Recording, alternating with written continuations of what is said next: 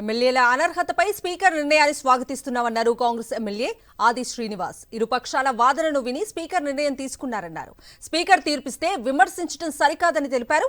BRS కూడా ఫిరాయింపులపై మాట్లాడటం ఆశ్చర్యం వేస్తోందన్నారు.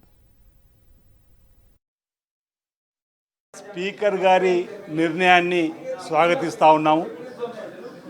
స్పీకర్ గారు తన ముందున్నటువంటి వాదనలను, ఇరుపక్షాలకు సంబంధించినటువంటి వాదనలు, బీఆర్ఎస్ పార్టీకి సంబంధించినటువంటి వారివి కూడా విని వారు తీసుకున్నటువంటి నిర్ణయానికి ఈరోజు కట్టుబడి ఉండవలసినటువంటి సందర్భం.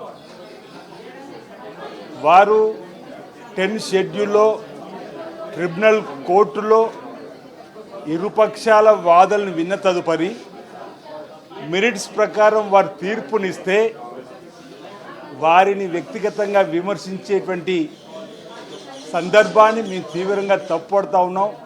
ఆ అంశాన్ని తీవ్రంగా ఖండిస్తున్నామని సందర్భంగా చెబుతూ ఈరోజు బీఆర్ఎస్ పార్టీ కూడా ఫిరాయింపులపై మాట్లాడుతుందంటే ఆశ్చర్యం వేస్తున్నారు. ఫిరాయింపు ఎమ్మెల్యేలపై స్పీకర్ నిర్ణయంపై స్పందించారు Telangana BJP chief Ramachandrarao. Party ఫిరాయింపు ఎమ్మెల్యేలపై స్పీకర్ నిర్ణయం రాజ్యాంగ వ్యతిరేకమన్నారు. రాజ్యాంగ వ్యవస్థలను కాంగ్రెస్ ఖూనీ చేస్తోందని విమర్శించారు.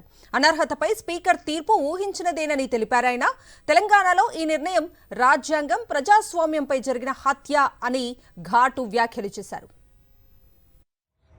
తెలంగాణ స్పీకర్ నిర్ణయము పార్టీ ఫిరాయింపుల సంబంధించినటువంటి ఎమ్మెల్యేల పైన ఇది రాజ్యాంగ వ్యతిరేకమైనటువంటి నిర్ణయం.